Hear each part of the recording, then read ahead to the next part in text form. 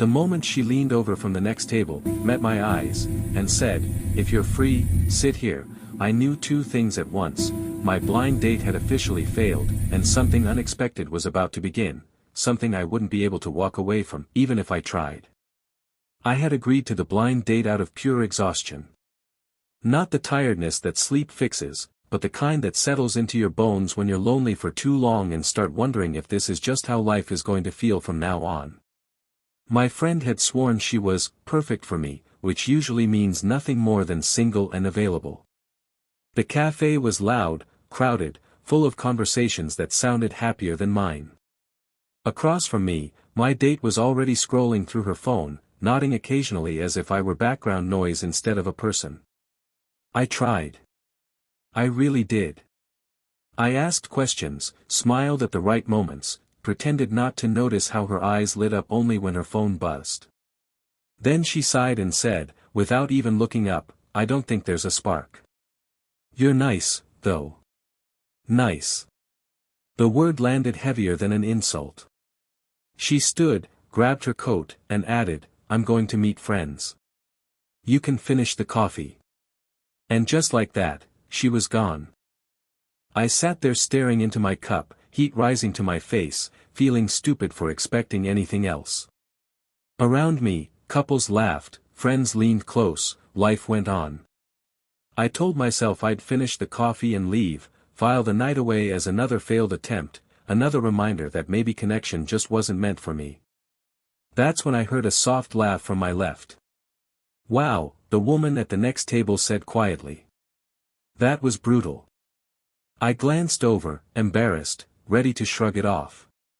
She was sitting alone too, mid-20s maybe, a half-finished slice of cake in front of her.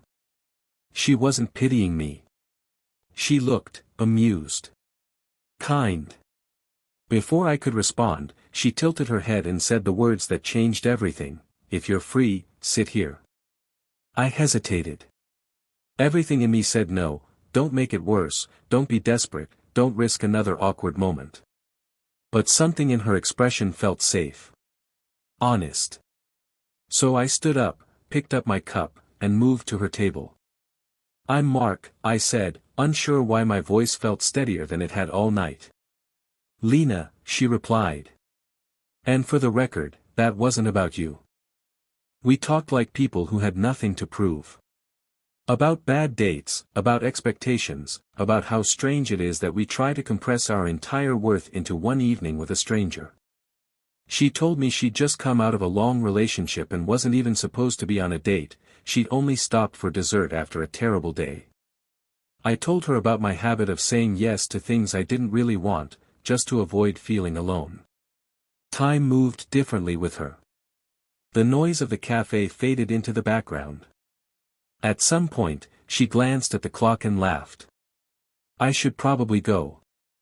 I nodded, suddenly afraid this was it. Another almost. Another moment that would live only in memory. She stood, then paused. "Same time tomorrow?" she asked casually, like it didn't matter, like she wasn't holding my attention in the palm of her hand. "Yeah," I said. "I'd like that." I walked home lighter than I had in months, replaying her smile, her laugh, the way she listened. I told myself not to build it up. It was just coffee. Just conversation. But the next day, she showed up. And the day after that. What we were building didn't look like a movie romance. There were misunderstandings, moments of hesitation, times when our pasts crept in uninvited. She was afraid of getting stuck again.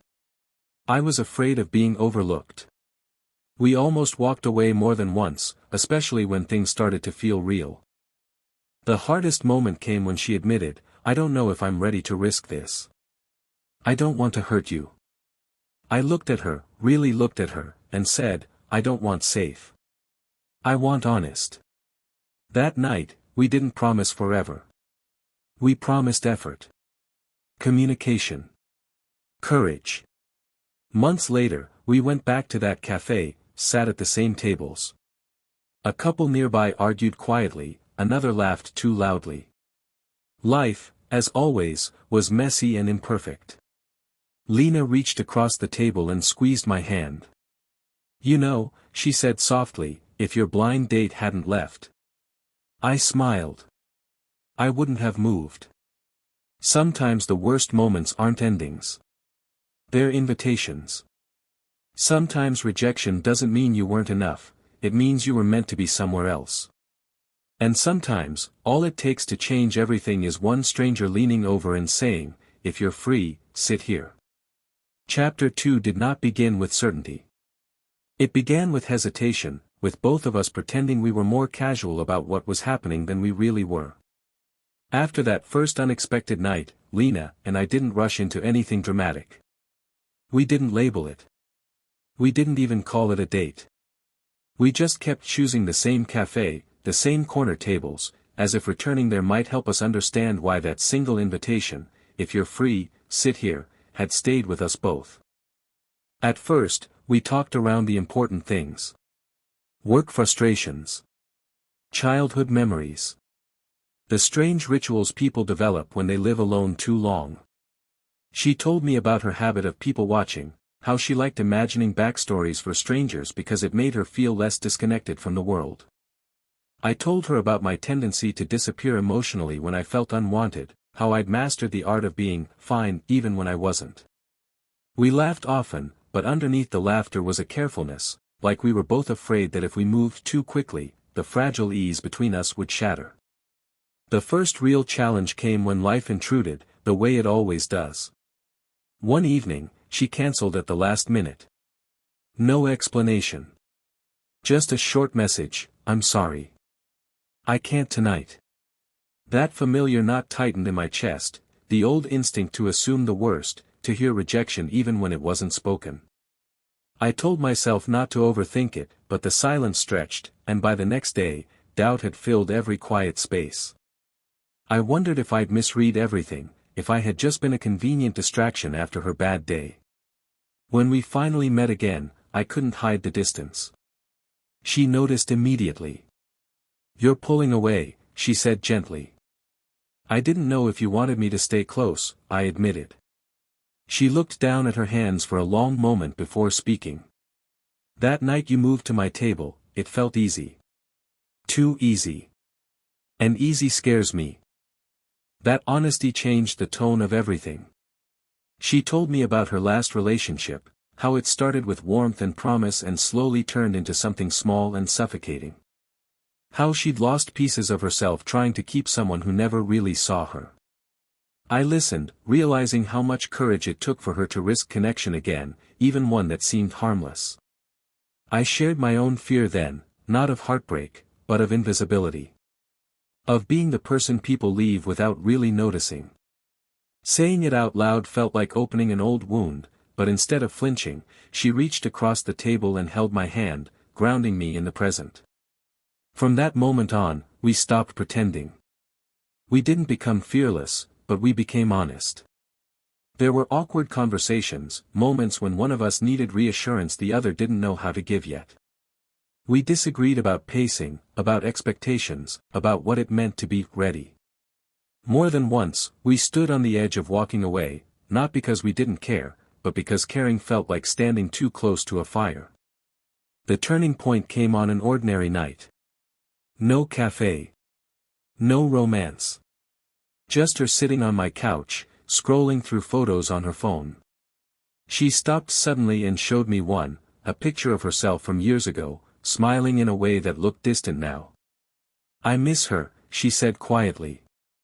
I don't want to lose myself again. I took a deep breath. Then don't, I said. I don't want you smaller for me.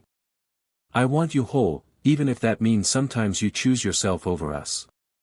She looked at me like no one ever had, like I'd just given her permission she didn't know she was waiting for. That night, we didn't make promises about forever. We made a smaller, braver agreement, to choose clarity over assumption, courage over comfort, and presence over fear. To say when something hurt. To stay curious instead of defensive. Months later, when we returned to that cafe, it felt different. Familiar, but deeper. She squeezed my hand and smiled, not the guarded smile from before, but one rooted in trust. I realized then that chapter 2 wasn't about falling in love. It was about learning how not to run from it.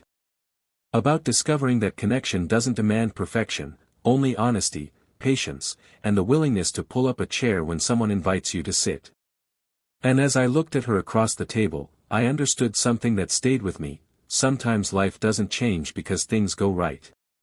It changes because, in a moment of quiet courage, you decide to stay. Chapter 3 began when the comfort we had built was finally tested by the world outside the cafe.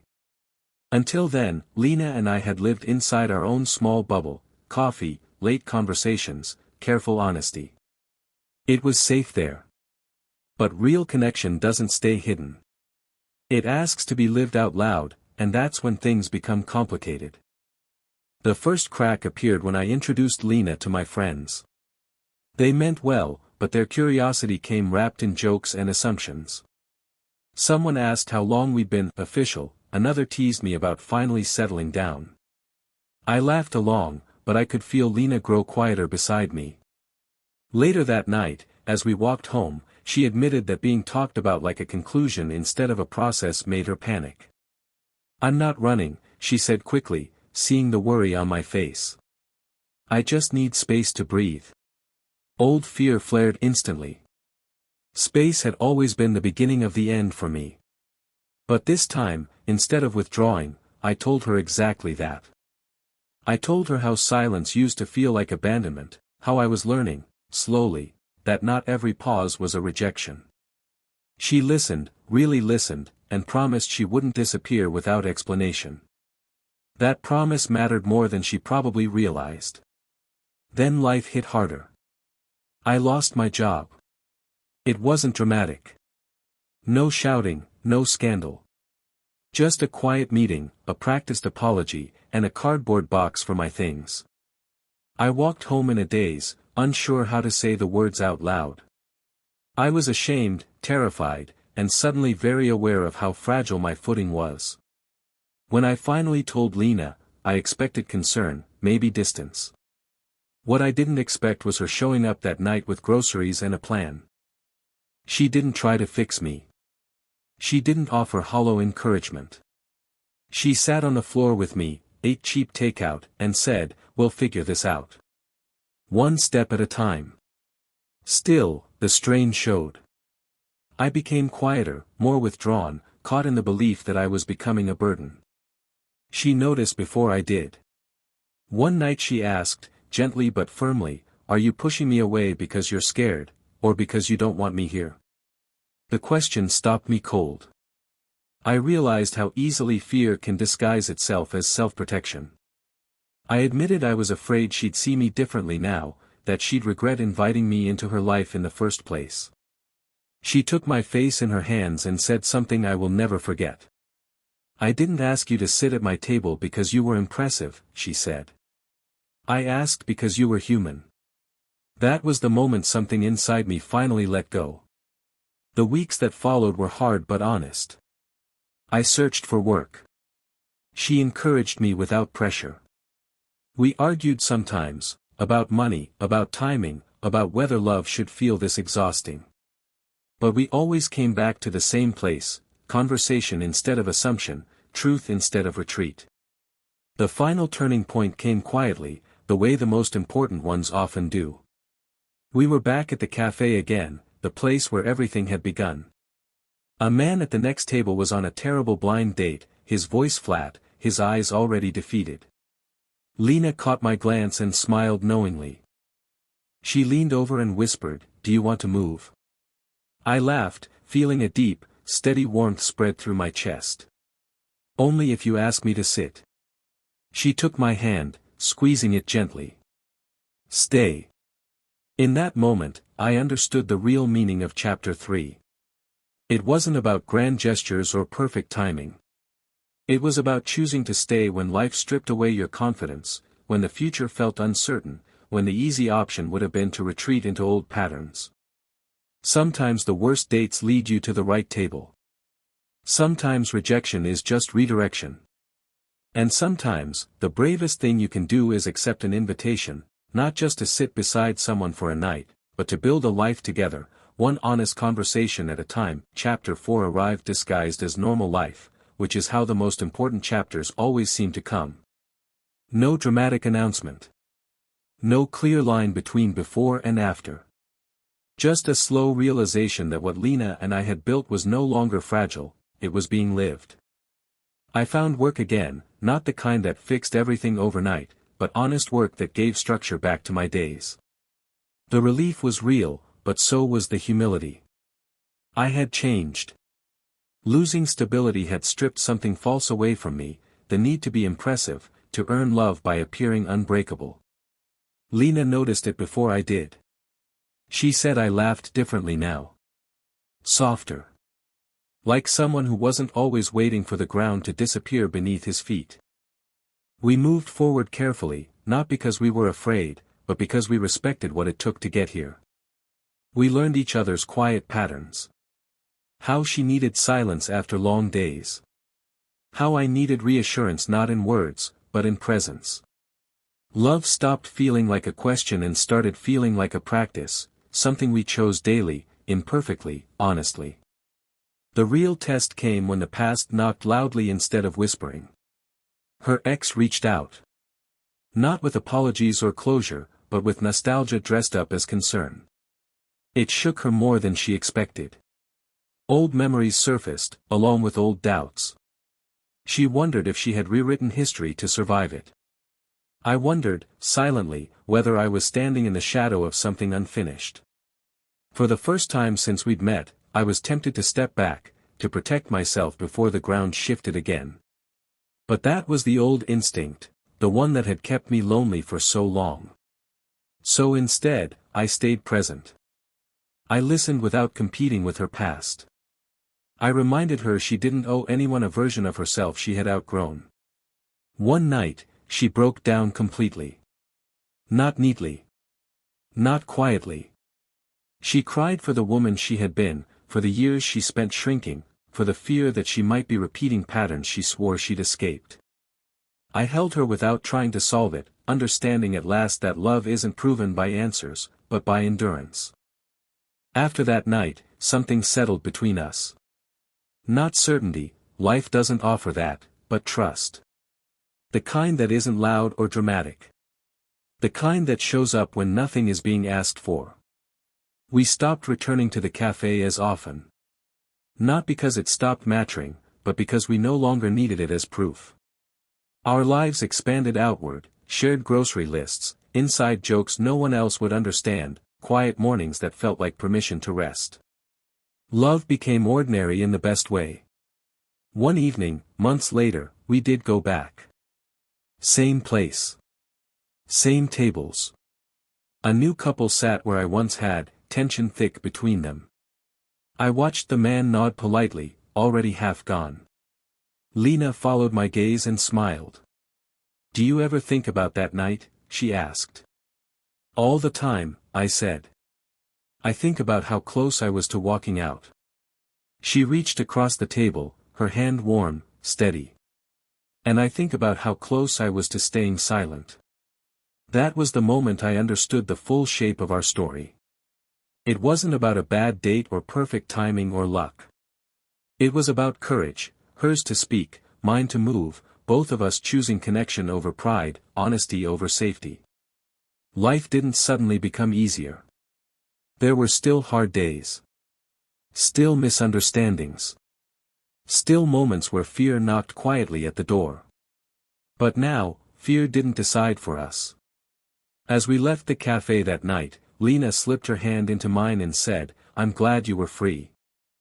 I squeezed her hand back and thought about all the ways I almost wasn't, too hurt, too guarded, too tired to try again. And I realized something simple and powerful. Sometimes the universe doesn't change your life with a grand gesture. Sometimes it waits for you to have a terrible night, so someone brave enough can lean over and invite you to sit somewhere new.